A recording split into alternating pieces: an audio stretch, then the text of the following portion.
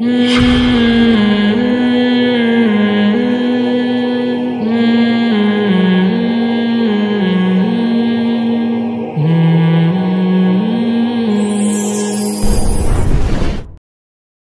للزکاۃ فاعلون، زکوٰۃ دیتے ہیں، والذین ہم لفروجہم حافظون، اپنی شرمگاہوں کی حفاظت کرتے ہیں، الا علی ازواجہم، سوائے اپنی بیویوں کے۔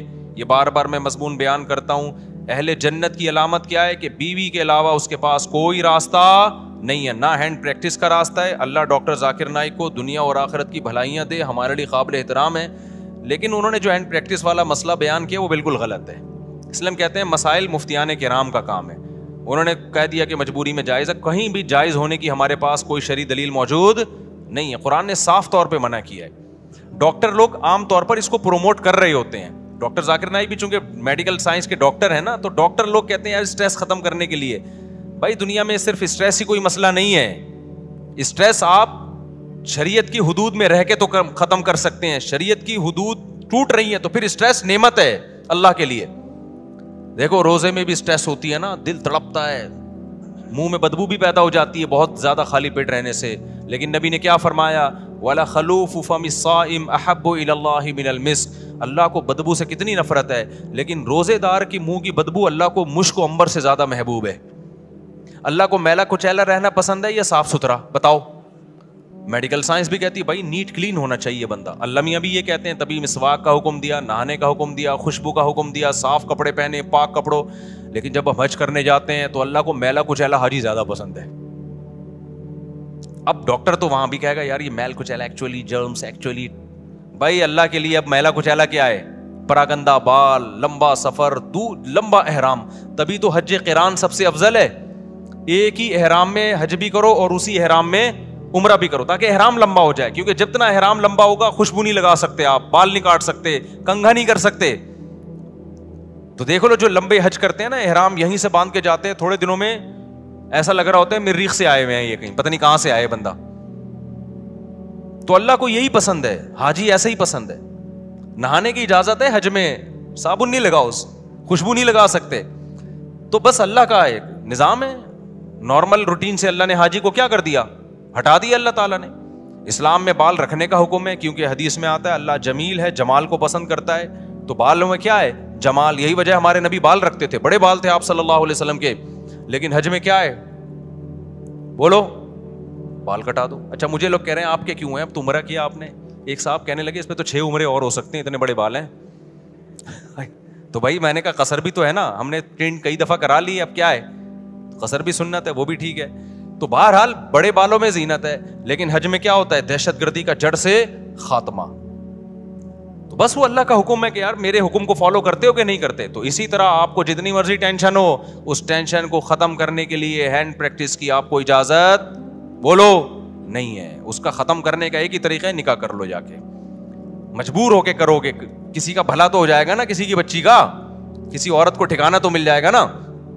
تو اس لیے ڈاکٹر ذاکر نائک بہت قابل احترام، اللہ بہت دین کا کام لے رہا ہے، مگر یہ مسئلہ بالکل صحیح نہیں بیان کیا۔ ایک تو 3 طلاق کا مسئلہ بھی انہوں نے غلط بیان کیا، وہ بعد میں اب ان کی رائے ویسی رہی بھی نہیں ہے، اس میں لچک پیدا ہو گئی ہے۔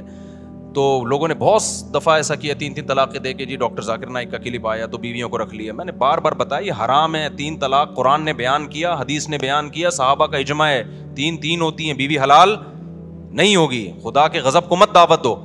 ڈاکٹر ذاکر نائک قابل احترام ہے، لیکن ابو حنیفہ سے زیادہ علم نہیں ہے ان کے پاس، امام شافعی سے زیادہ علم نہیں ہے، امام مالک سے زیادہ علم نہیں ہے، احمد بن حنبل سے زیادہ علم نہیں ہے۔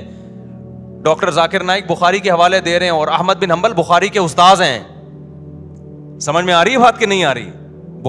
امام بخاری کے استاذ ہیں احمد بن حنبل، امام شافعی احمد بن حنبل کے استاذ ہیں، امام محمد امام شافعی کے استاذ ہیں، امام ابو حنیفہ امام محمد کے استاذ ہیں، اور امام مالک بقیہ 3 اماموں کے استاذ ہیں، اور یہ تابعین تبع تابعین کے دور کے لوگ ہیں۔ پوری امت نے ان پہ اعتماد کیا ہے، اور اس وقت اعتماد کیا ہے جب یہ 2 نمبریاں نہیں تھیں، اس طرح کے منجن نہیں بک رہے تھے مارکیٹ میں، نیک لوگ تھے، پرہیزگار لوگ تھے، وہ خود صاحب علم تھے۔ اس وقت جن لوگوں پر اعتماد کیا گیا نا، تو مسائل میں وہ لوگ زیادہ قابل اعتماد ہیں۔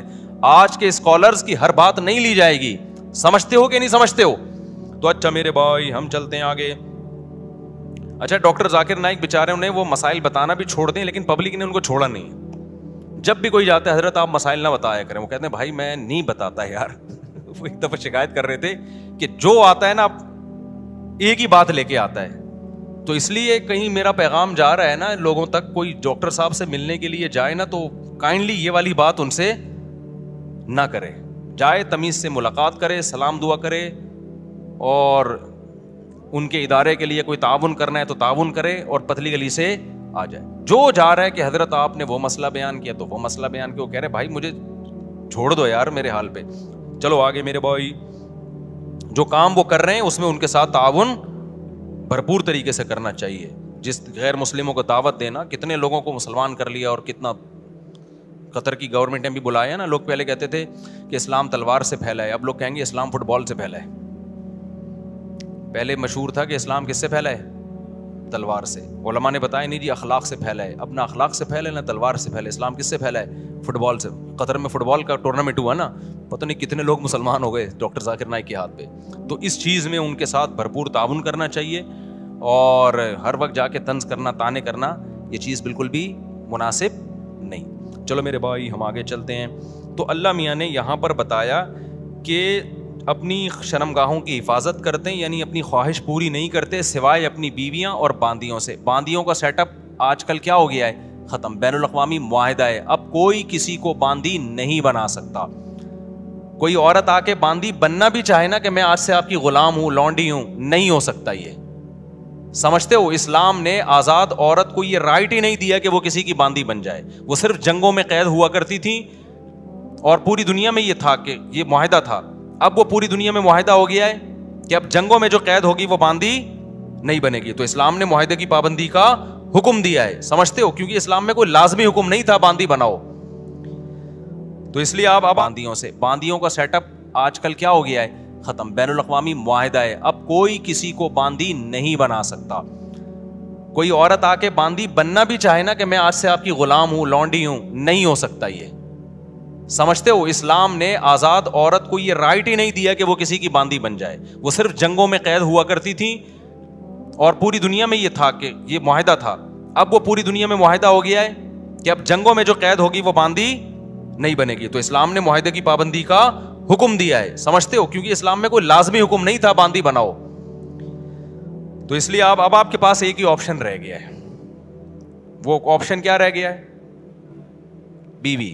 تو 4 شادیوں کی اتفاق سے اللہ نے اجازت دی ہوئی ہے. وہ مجھے نہیں برا بلا کہا کرو, وہ اللہ نے دی ہوئی ہے عدل کی شرط کے ساتھ, حقوق کی برابری کے ساتھ. تو وہ آپ اگر کرنا چاہیں تو میری طرف سے مجھے کوئی شکایت آپ سے بالکل بھی نہیں ہوگی. مجھے, میں کون ہوتا ہوں, اللہ کو نہیں ہوگی. جب اللہ کو نہیں ہوگی تو سوسائٹی گئی تیل لینے.